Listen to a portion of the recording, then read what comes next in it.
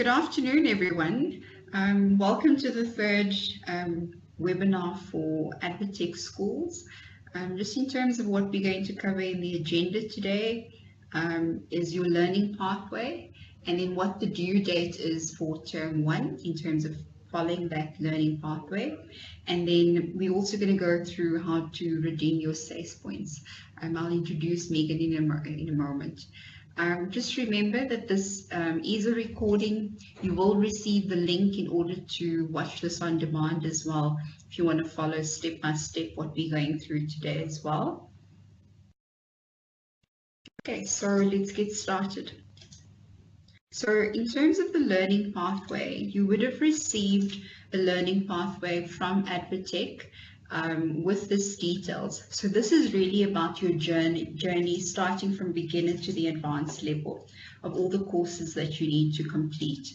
There are milestones in between that as well, which I'll talk about in a moment, but make sure that you've got the latest version. There were a few issues around links on the learning pathway, so please make sure that you've got the latest version. It was sent to you last week, the latest version of the learning pathway, but it's also on the intranet as well, so make sure that you get access to the latest version of the learning pathway. Right, so the first part of the learning pathway is the beginner level. So you'll see towards the left side is everything that is that you need to do, that's compulsory, right? And then on the other side, you'll see on the right hand side it says other learning available. That is if you want to extend yourself and you've got the time, you can go ahead and do those courses as well. But at the beginner level on the left hand side, that's everything that is compulsory, including the digital citizenship course that you need to complete as well. Right, so that's everything in the beginner level that you need to complete. In the intermediate level 1 courses that you need to complete as well, same thing. On the left hand side, you'll see I'm hovering my mouse over it. There's everything that's compulsory, and then other learning available if you'd like to extend yourself as well.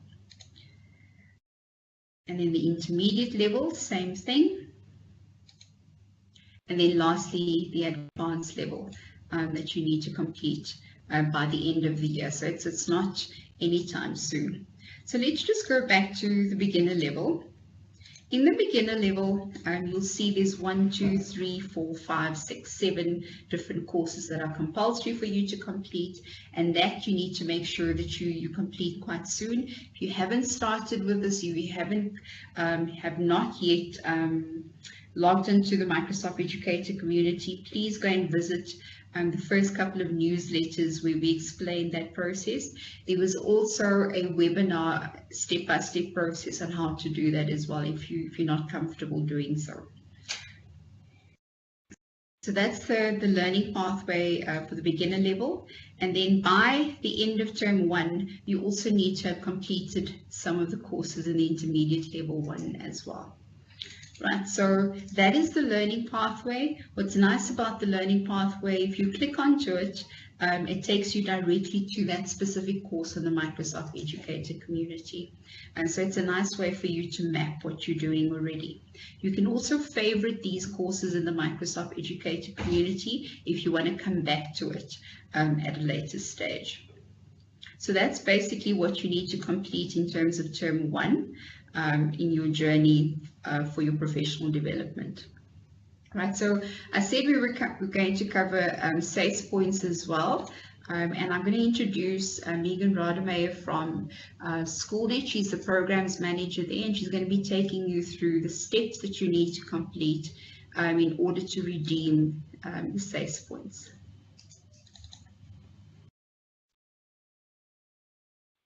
So hi Ronelle, and hi there Advotech teachers. Thanks for joining this webinar today. SchoolNet, the organization that I work for, is a SACE endorsed training provider. So we are able to offer SACE endorsed courses to schools and to teachers. But today I'd like to talk to you some more about how else you can earn SACE points. You don't necessarily have to go on a course. There are many things you can do yourselves, or perhaps many things you're already doing that can count for SACE points. So all teachers, whether they work at private schools or government schools, are expected to earn at least 150 SACE continuing professional development points in every 3-year cycle. There's no real reward for sort of earning your 150 points, and there's no real punishment either at this stage of the game, but it's good practice to be lifelong learners and to be involved in continuous professional development. So I do hope that you will commit to keeping your skills current and being part of being a lifelong learner. Points can be earned for 3 different types of activities. The first are teacher-initiated professional development activities. So if you're already doing courses on the Microsoft Educator community that Ronelle was talking you through, then those would count as being teacher-initiated professional development activities. And I'll give you some more examples of things that you might very well already be doing that you could count. Type number 2 activities are school-initiated professional development activities.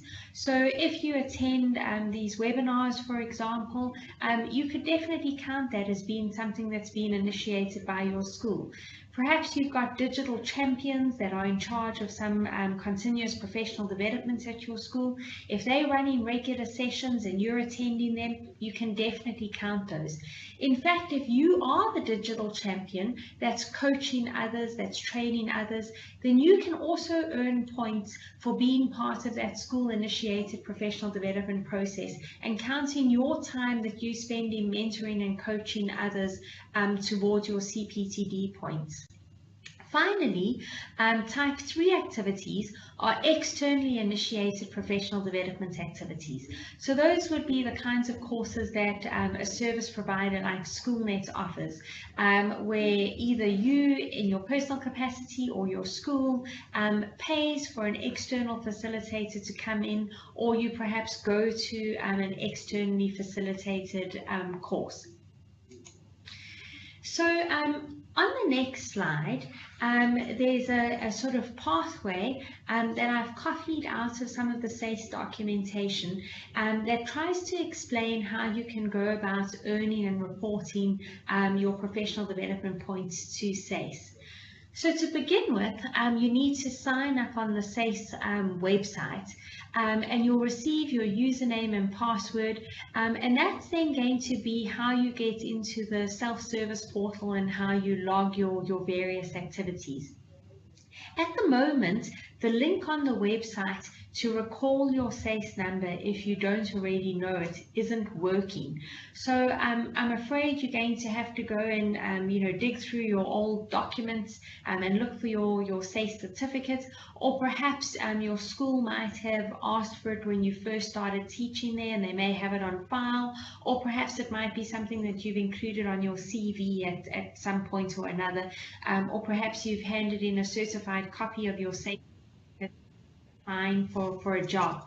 So those are some places to look if you need to get your SACE number, but then do go onto the SACE website and log on or sign up to be part of their professional development portal.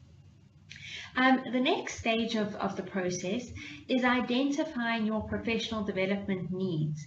So you may already know, from a sort of self-assessment that you've done, maybe from your IQMS process at school, maybe you've had some sort of performance appraisal process, or your head of department or your principal has come and observed you teach, or has perhaps had a sort of one-on-one session with you talking about aspects of your teaching that you could work on, or maybe just as a reflective practitioner.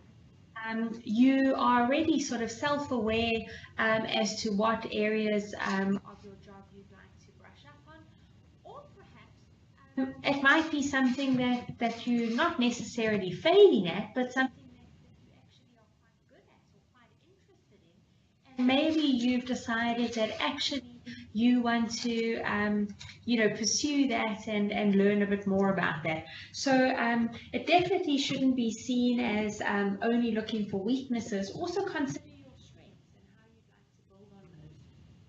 The third step in the purple box asks you to develop a professional growth plan, either for yourself or as part of a whole school professional development plan. And the idea behind this is that you don't randomly do, a whole lot of courses, but you actually are doing something that fits in with a larger plan. So Ronelle was talking you through the AdvoTech Professional Development Plan, and I think that that's really great that there's actually a pathway that's been mapped out that covers courses that are at a beginner level, an intermediate level, and an advanced level. And if you stick just to that plan, by the end of it, you'll have a really good grasp on how to use technology for educational purposes. Obviously, you're not confined to only doing the courses listed on that AdvoTech Professional Development Pathway. If you're interested in coding or, Skype in the classroom catches your eye, you are definitely free to explore other courses that go beyond that pathway. But that pathway is a good plan, and that's something that would count as being mapped out as a whole school professional development plan. On to the next step, the one in the turquoise box. You need to, respond to your needs by participating in the 3 different types of professional development activities. And I already went through those on an earlier slide, but they incorporate both doing courses that you're interested in, that you've found for yourself, doing things that are initiated by your school, and those that are provided by an external service provider. The next step involves recording your participation in professional development activities through the professional development portfolio. Now, if you sign up on the SACE portal, you'll then have access to be able to record this information online. But I would suggest that you also, keep your own professional development log. And then if perhaps you can't access the SACE system, or you want to, keep a log for your own purposes, you'll always have that at hand. And a tool like OneNote would be excellent for this. You could definitely set up a OneNote for recording your your professional development activities. If you get sent any certificates of participation, if they're electronic, you can pop them straight into your OneNote. If you get hard copy certificates, you can scan them and put them in there. And you can also keep a record of both the courses or professional development opportunities that you've attended, as well as the ones that you've facilitated for others, even if it's just as simple as providing coaching and mentorship to a colleague. That the 150 points can actually rack up quite quickly and quite easily, but sometimes where teachers fall short is they're not that great at the record keeping, and come the end of a 3-year cycle, you're not going to remember that, back in February of 2018, you actually attended this webinar right here, right now, and could actually have counted this towards earning your 150 points. So I would definitely start some sort of online professional development portfolio if you haven't done so already. Do it through the SACE tool, but also I would set up my own OneNotes to keep my records. Finally, the last box says use the templates in the professional development portfolio to report to SACE your participation in PD activities and your points earned twice a year or as the activities happen. So that would be about copying the information that you've maybe got in your OneNote onto the SACE forms there and submitting them. Now, at Advatech, being a private school, you may find that in addition to having this material sort of submitted to SACE, because you are still a qualified teacher and a member of the sort of teaching profession, but you might find you actually also need access to this information at your own school.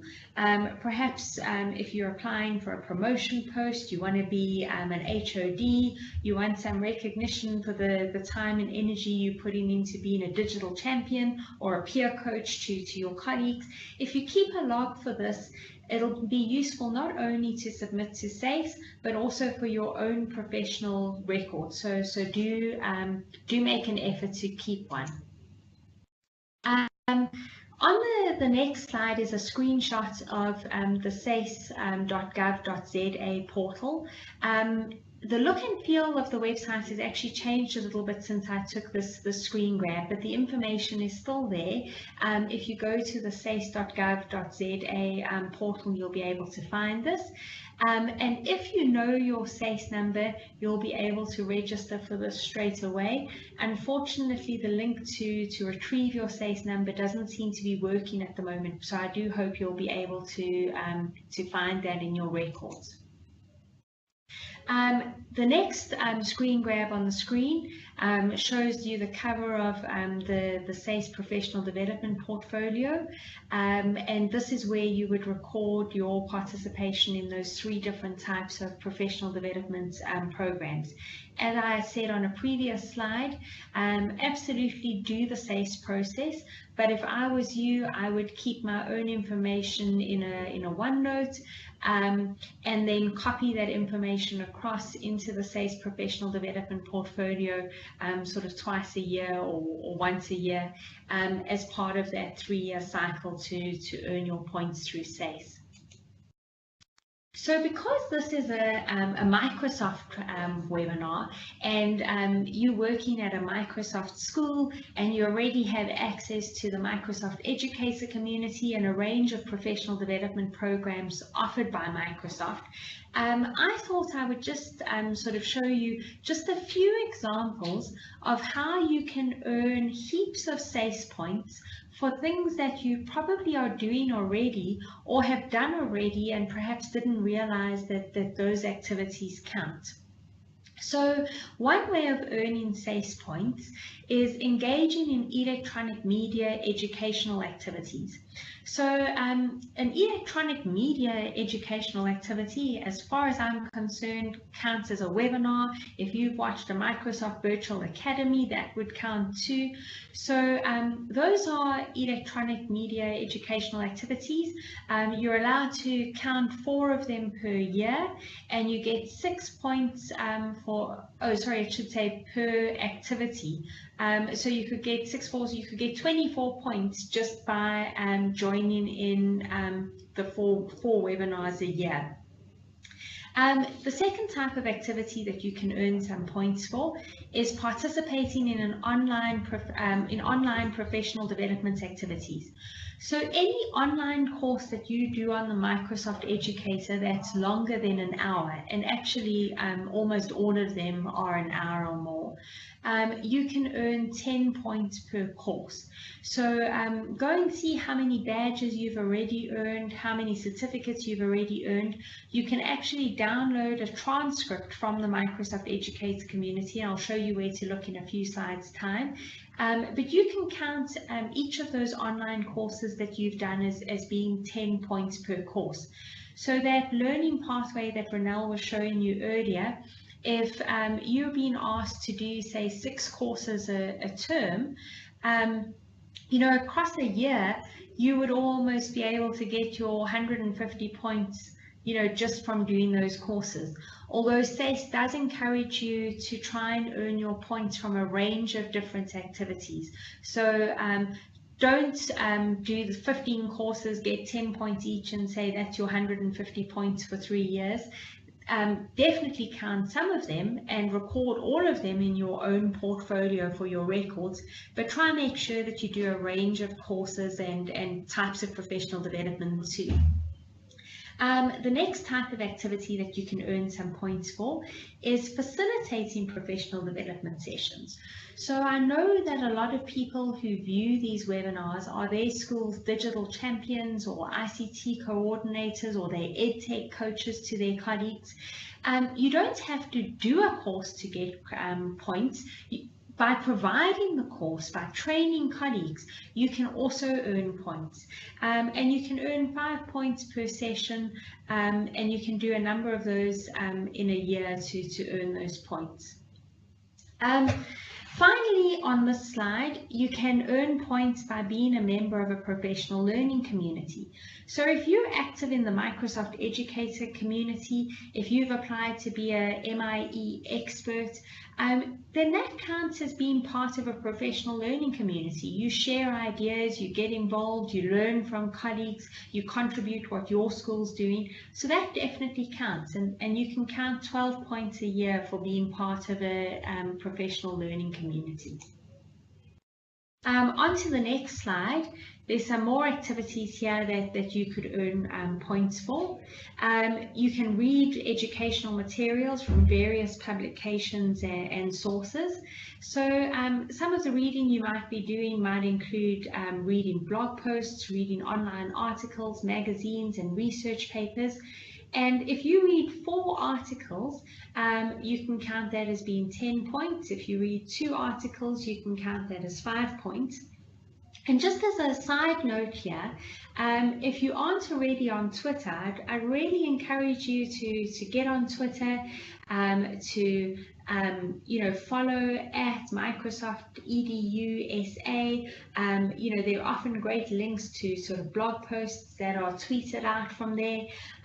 You can follow SchoolNet South Africa, that's our organization. We also tweet out links to, our blog posts, articles that we found interesting.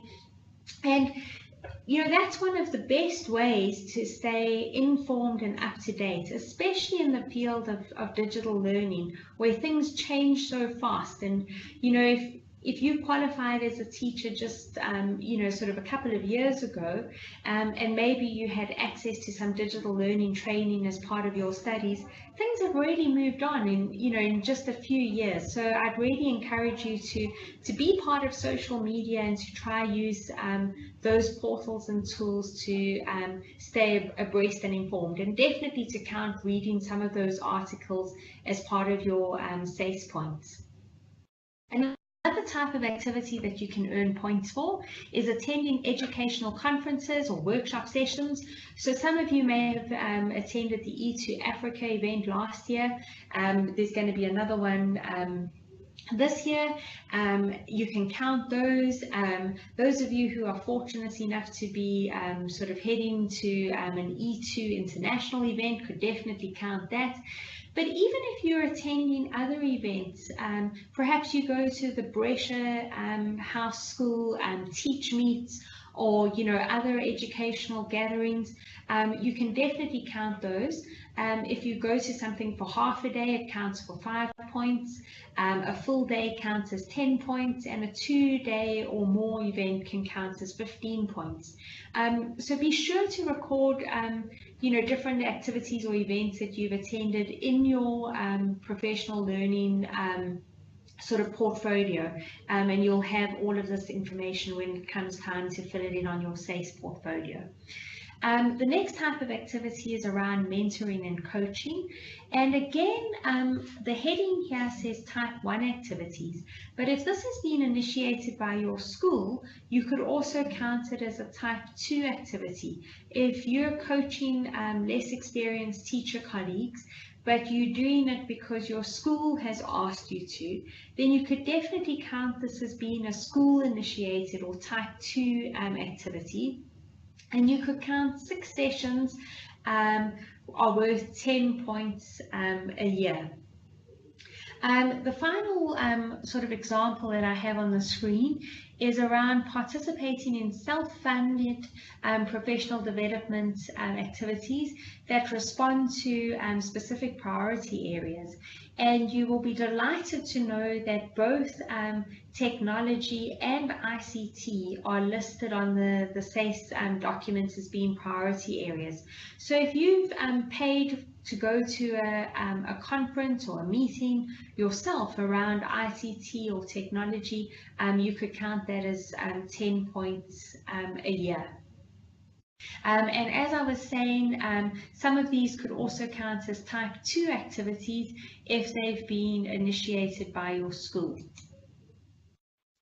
You can also get some points for type 3 externally initiated points. So SchoolNet, the organization that I've had the badges that you'll see on your screen endorsed by SACE. So if you earn any of these badges and send sort of your link to your profile on the Microsoft Educator community to us so that we can verify that you've done these specific badges, then SchoolNet would be able to issue you with a SACE endorsed certificate, and you could then count those as a type 3 and externally initiated sort of courses or points earned.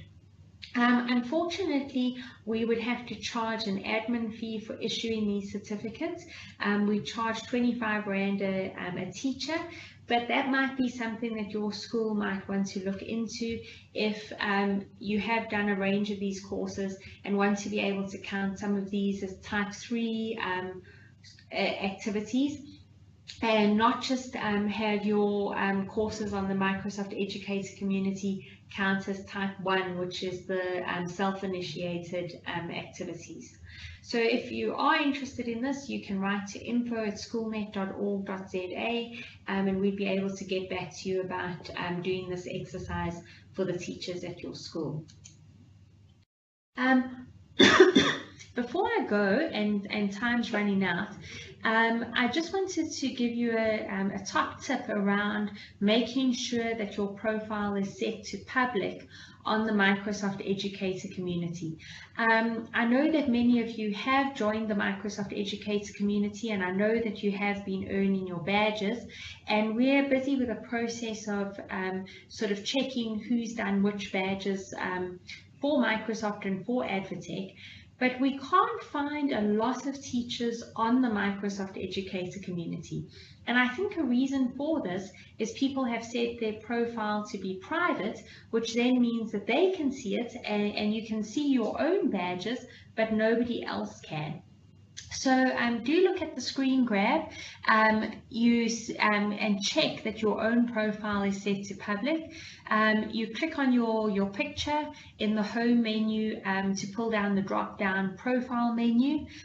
You then go to where it says edit profile, and make sure that in the profile status box, which is circled in red at the bottom of the screen grab, that it shows that it's set to public. The final slide is around how to get your training transcript. You also get this by logging in first to the Microsoft Educator community, clicking on your profile picture to pull down that drop down menu, and if you go to achievements, you can then see next to where it says how many badges you've earned, there's a place to download a training transcript. And this is something that's well worth downloading and hanging on to if you're keeping a portfolio of your professional development, either as a OneNote or you uploading it and sharing it with SACE.